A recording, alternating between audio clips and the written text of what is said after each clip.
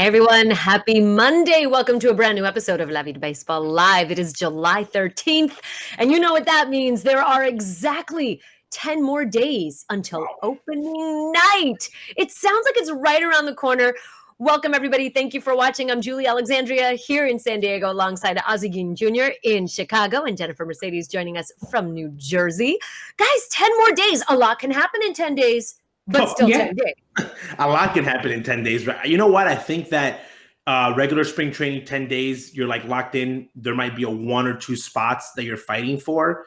Mm-hmm. This type of camp, with everything we've seen, the roster can change tomorrow. I think the rosters won't be set till 24 hours. I know that today's like a big testing day, and a lot of people are sitting out because until it comes back. So I've literally have not been able to set my fantasy teams or anything. I won't make trades because I won't know till 24 hours till the season starts who is going to be the first 26 man on that roster for opening day, which is exciting in a weird way. It is, but the guys seem to be having a good time, a good old time. Let's check out this video from Tim Anderson because the ball is gone and the bat is gone too.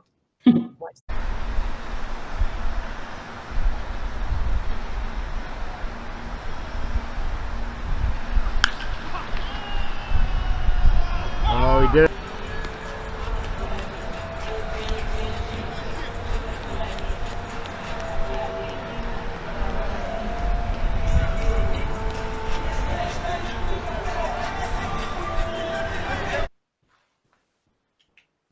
It's so good. Jennifer, how much fun are these guys going to have this year? I think that this is kind of just a little test of what we're going to see come this season. I do think that the guys are really just going to have more fun. I think that there may be some type of a mindset that, you know what, the season is short, life is short. We've all been shown this year, and let's just go out there and enjoy our time and forget about all that BS, unwritten rules, and just have fun. This is it's a crazy thing seeing that because I've seen guys fight in spring training in inner squad over less, over up the middle, base hit. You look at me. You know what? I think that two things I think are important. I think number one, we need to understand that this generation might be more accepting to guys throwing their bats, doing bat flips. And if they're okay with it, with the fans, we're nobody to tell them otherwise, okay? From an excitement standpoint, we're going to play games without fans. Okay, and unless you've ever been in a baseball field, having a fans in the stands changes the way that you play. The excitement that it brings, it can literally pump up a team, or it can deflate a team. I think that bat flips, I think that excitement amongst an empty stadium is going to be needed. Yeah. You know, if your team is down and you hit a home run, they're going to say, "Oh well, it was in the second inning." Well, there's nobody in the stands. I'm trying to get my guys pumped up. So I think that for this season, I think everybody needs to go in and say, okay, we need to be exciting. It's like when you're in high school and you hit a home run, like the whole dugout comes out and they celebrate in the middle of the play. You don't see that in pro ball, but you do it in high school because there's nobody watching. You're trying to pump yourself up. So I think people need to understand that. And I think that, Tim will be that guy for the White Sox that might bring that excitement. And you need that. You need that when there's fans in the stands. This season, if you're the team that does not have that, you will be affected because it will get lonely. Games will get longer because there won't be no fans. So it looks like he's having fun. So good for him. That's right. And the fans and the players are just going to have to roll with the punches like Francisco Lindor. Watch this.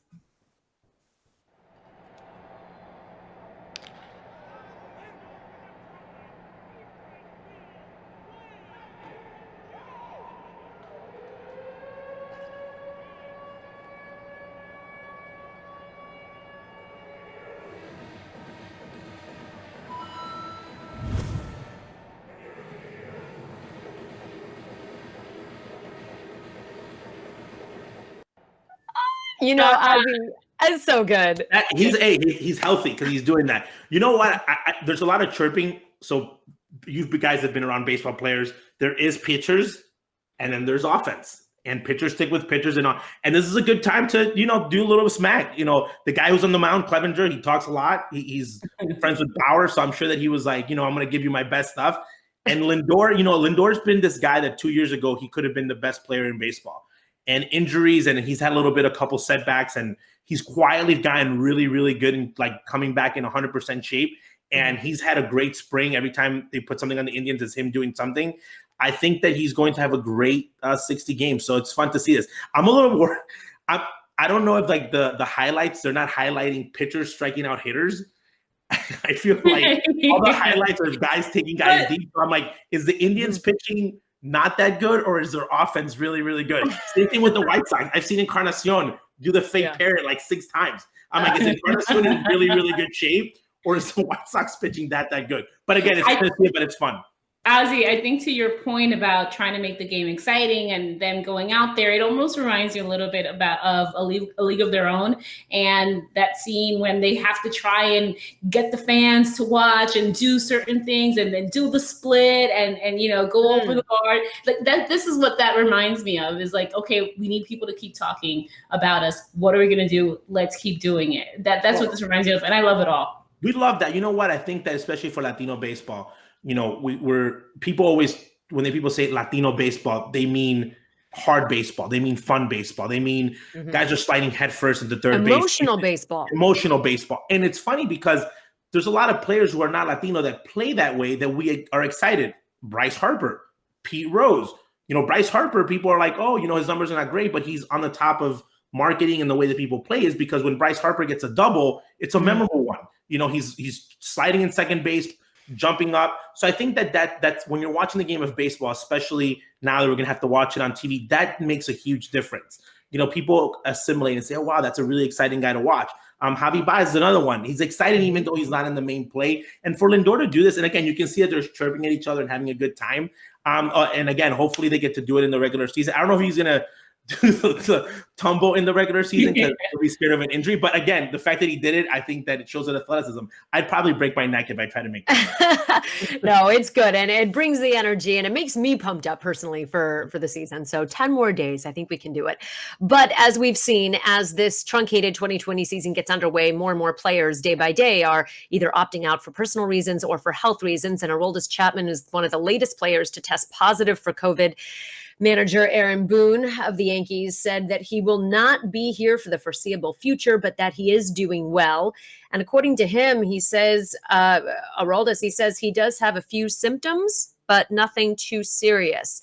Now, the Yankees do have a very deep relief corps, so not sure how this will play out on the field. Of course, I don't know how many guys they have who can throw the high heat that he can, but just another player to add to the list.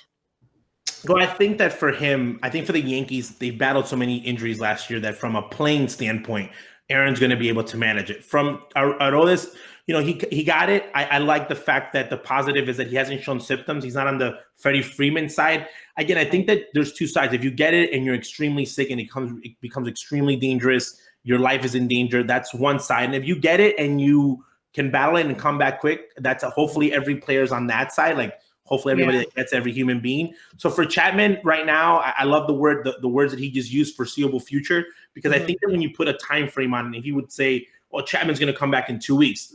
Him not being able to be with the team because of COVID, two things happen. Number one, he's got to get healthy from COVID and be 100%, but also his throwing program. I don't know where he's at currently. I don't know how he is with facing live batters. So it might take him a week or two, even after he's cleared from COVID, to be able to join the team in the big league team and feel 100% ready. So with pitching is a little bit different than with hitting. So I like the fact that he didn't put a time frame and said, we expect Aroldis to get here, because again, COVID is so, it's a mental thing, it's a physical thing, and then obviously his playing side. So a lot of things go into injuries now. Yeah, just hoping that he and his family stay safe, and hopefully he wasn't, he didn't contaminate, or not contaminate, but hopefully nobody else got the virus from him and his family or his close knit group. So that's, I think, another concern we saw with Kenley Jansen, that he also tested positive, and his family, they all got sick, even though he thinks he got it from his son. Yeah, it's really difficult. And although they have implemented contact tracing, it is still hard to find out the source and the cause of all of these infections. Now, a lot has been made of the fact that the MLB testing system has a lot of holes in it and left a lot to be desired. Mike Rizzo, the general manager of the Washington Nationals, came out last week and said there will be no more practices until they fix these issues. Well, just 3 days after they canceled their practice because of these issues, 2 planes were chartered from the Dominican Republic, direct flight to Miami, in which they did not test the players before they got on the plane. Those players then dispersed and then arrived at camp, and upon intake testing, tested positive. Some of those players on those flights, there were 2 flights, by the way, Juan Soto, Victor Robles, and Fernando Abad. So, and a few prospects as well. So oversight, does this surprise you given the track record that MLB has implemented with their testing and the deficit of testing?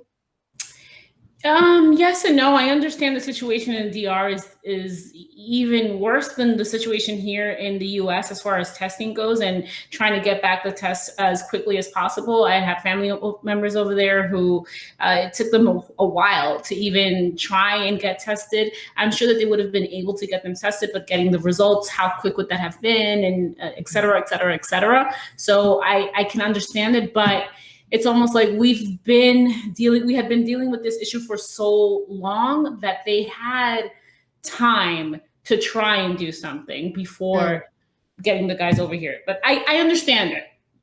But the key word being MLB chartered these flights. It's not like they left on commercial flights from the Dominican Republic, and then which I could understand. And listen, even domestic flights here in the US, nobody's testing.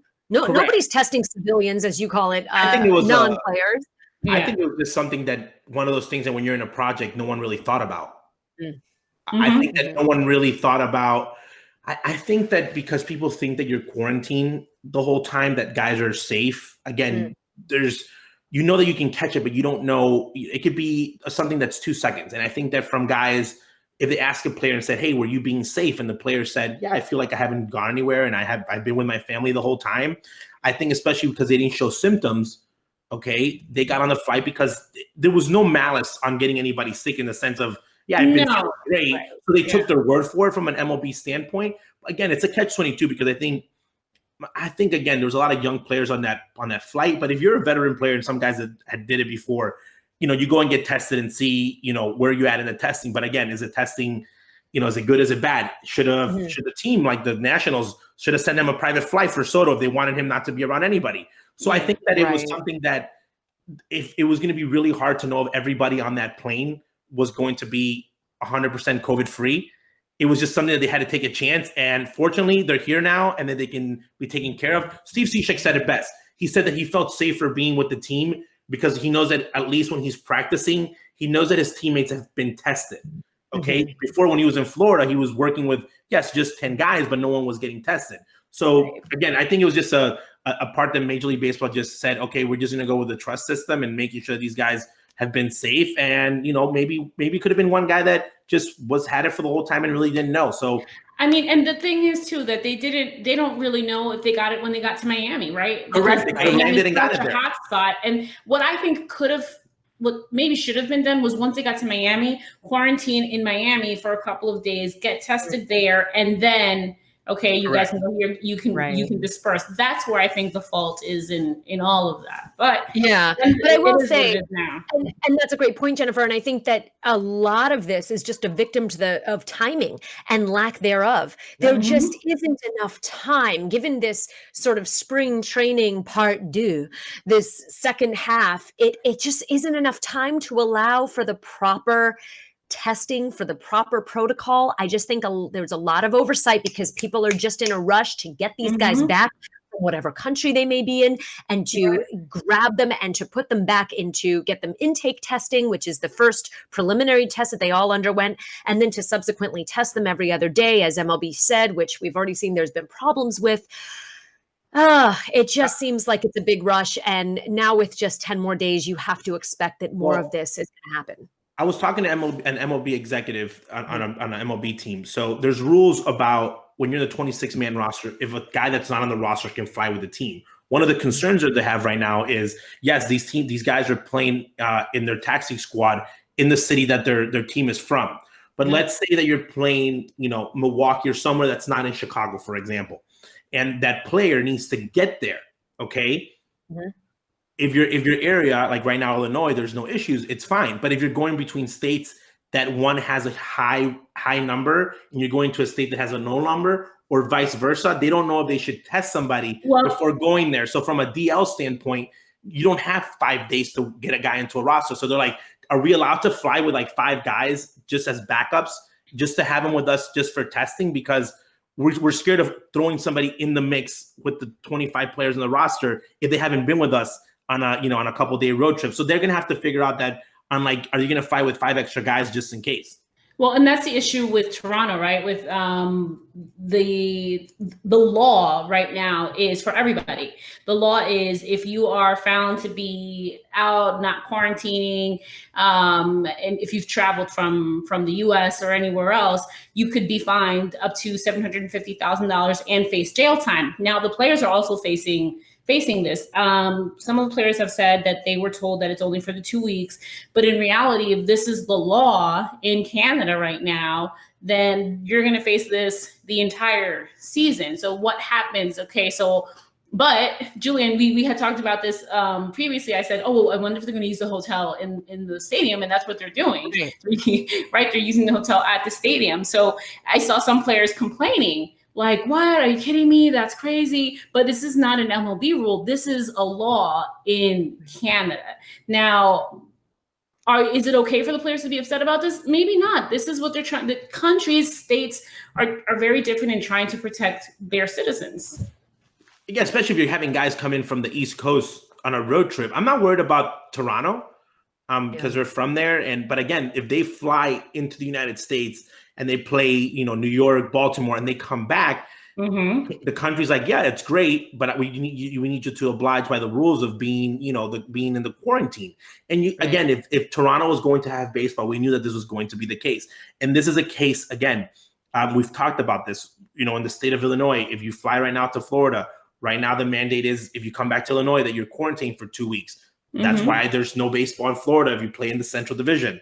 So again, you have to be smart about it. So teams, I think Major League Baseball are going to have to look for loopholes and like add rules that were not there, and be able to, again, be on the up and up on roster moves, because this is going to be something that if you need to bring a pitcher up, you can't call him the day before, like you usually did back in the day before COVID-19 and have him with the team, because if that person for some reason is infected and it gets your 25-man roster infected, the problem is deeper. So I'd rather have them find a rule you can carry like 5 extra guys, not have them dress, have them sitting in the stands, whatever you want to do, but have like a traveling crew, like a backup, the backup to like your team, like have your guys travel. Yeah, have like your B team travel with you, because that's what I would be worried about. Like we were thinking about that, like logistics wise, like what happens if I need a pitcher? Somebody goes down with a non-COVID issue.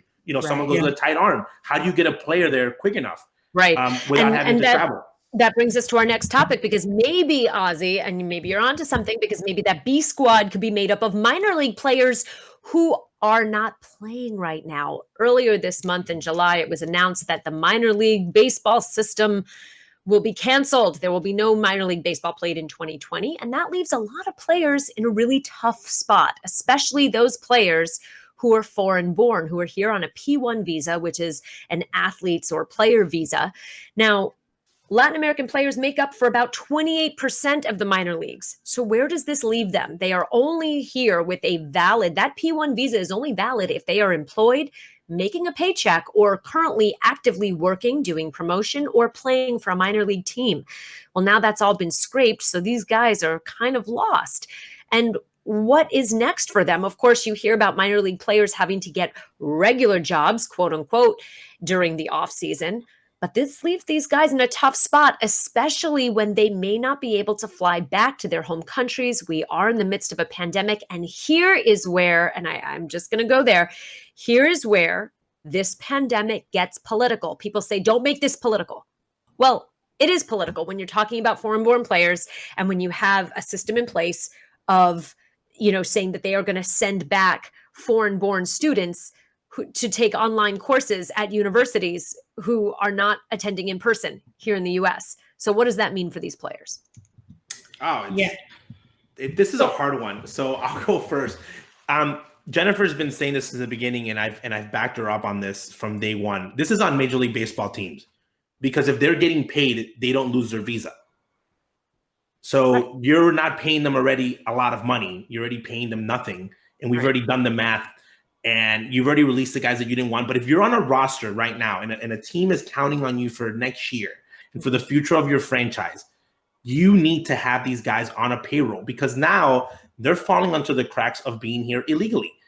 People don't realize this. So if that individual minor leaguer wants to go play for an independent baseball team, that visa has to change status, meaning not the status of the actual visa, but who owns the visa. So that's a whole different other crazy aspect of it. But so you're making these guys stay here illegally. They can't go back to wherever they're from because of the pandemic. If they do go back, they don't know when they're going to come back because, again, testing and whatnot. So I think it's a huge responsibility. And travel bans.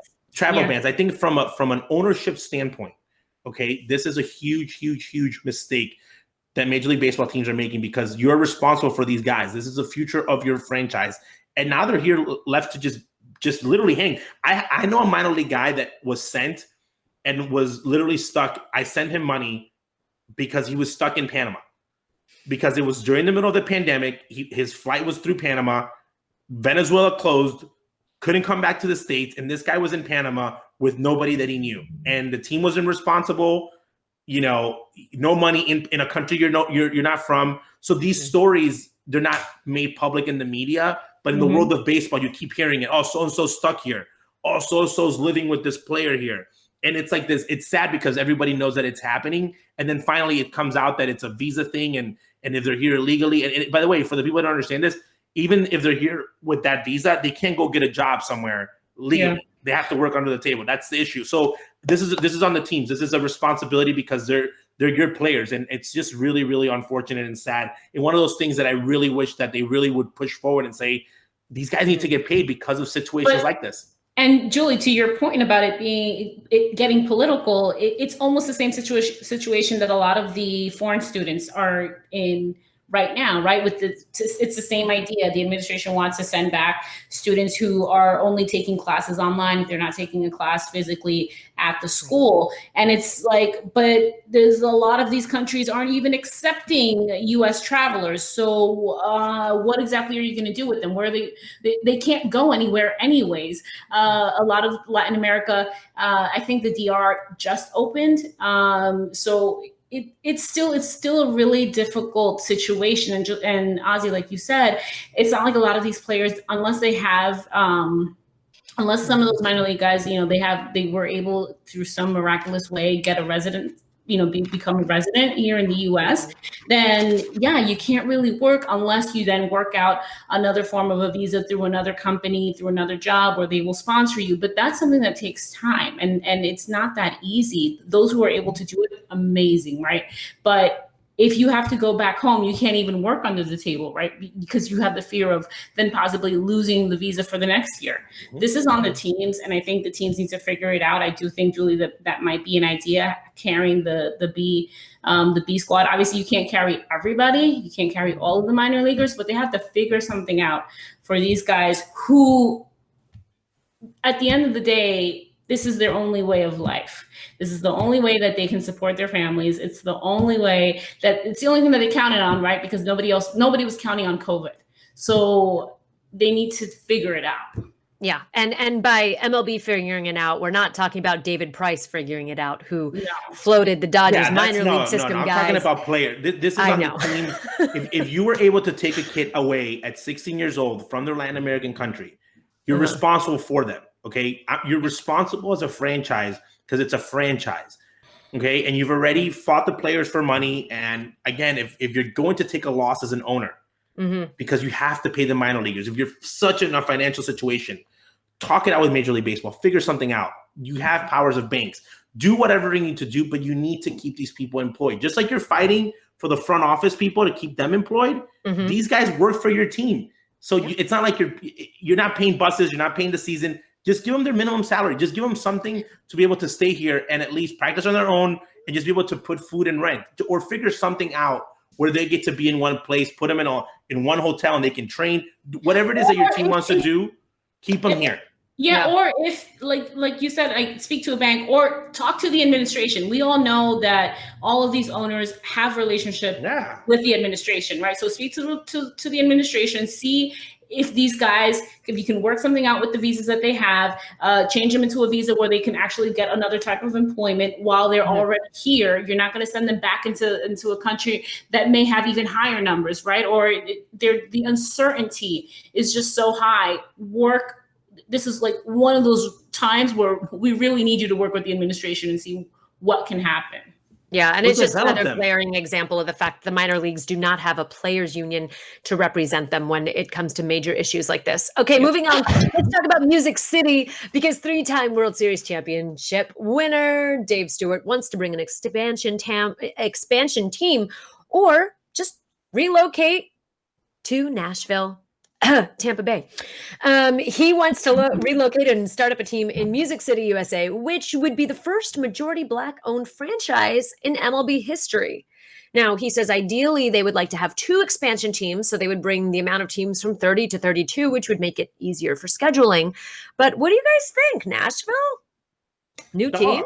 Should baseball be concentrating on starting a new franchise of a new team, given all of the other issues that are going on right now? They should, because when franchises come in, even though if they're not successful, new product, new city, it'll bring money in.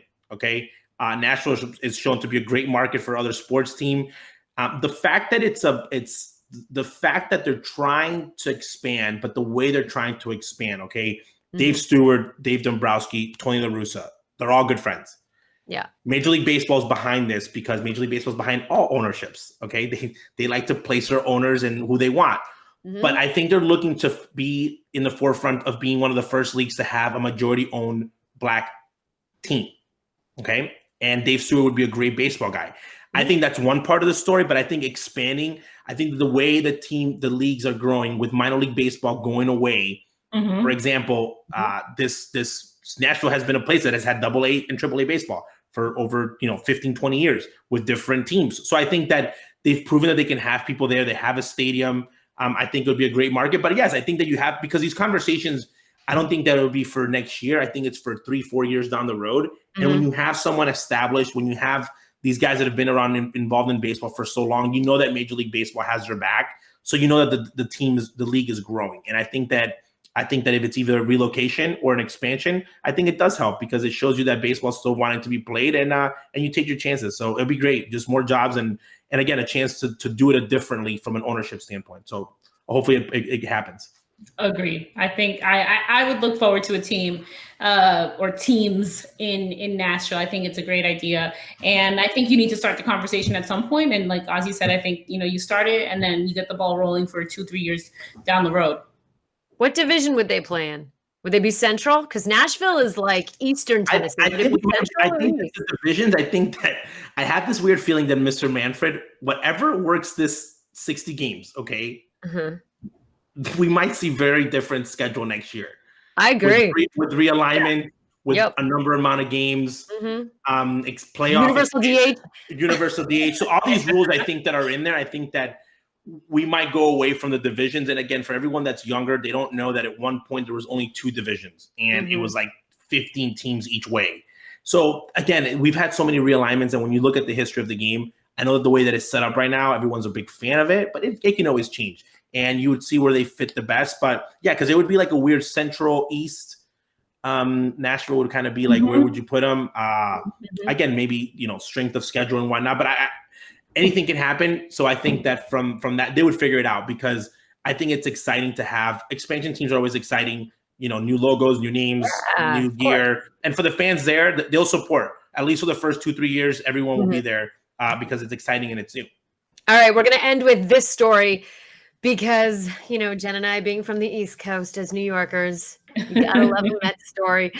The New York Mets have announced that if you are a fan of the team and you renew your season ticket holder subscription for the 2021 season, you will be bestowed the great honor of having a cardboard cutout of your likeness put in Citi Field somewhere in the stands. They can't guarantee placement, they said, but for every 6 season ticket holder subscription that is renewed, you will get 1 cardboard cutout. My question is, do you get to pick the photo? and I mean, obviously you have to send them a photo of like what it like.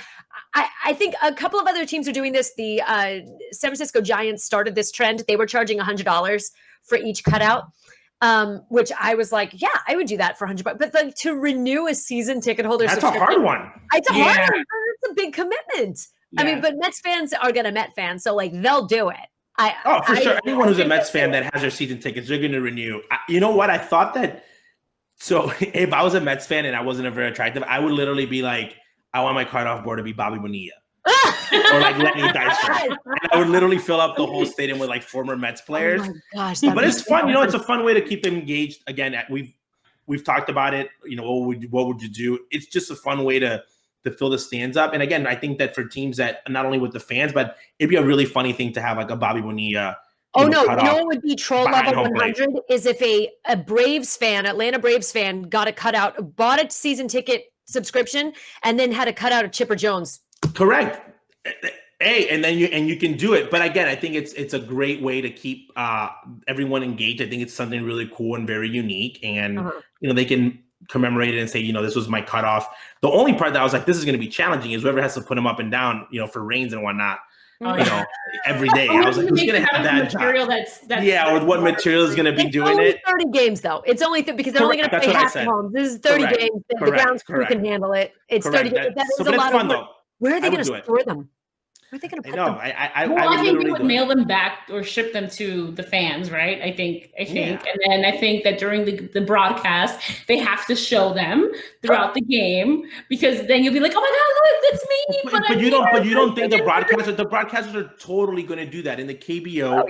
Every single time there's like something funny, or they have a different cut, or when they have like the stuffed animals, it's part of the broadcast. You're like, oh, this is so cool. Like, oh, this picture's so unique. So I definitely think it's cool. And I think teams, if you don't get all the fans to fill up all the positions, be creative. I would love to see like a Lenny Dykstra 1986 opening day chewing tobacco. Lenny sitting down. Bro, Ron Darling is in that broadcast booth. There ain't no way that Lenny Dykstra is getting a cutout. But that's why it would be funny, because you could have Ron Darling talking about that, and that's where the conversation's going. Or having like a Keith Hernandez, you know, young. They should have like a heckler too. Right? Yeah, they should have everything. That are hecklers like, yeah, or like a Mr. Met, different versions of Mr. Met.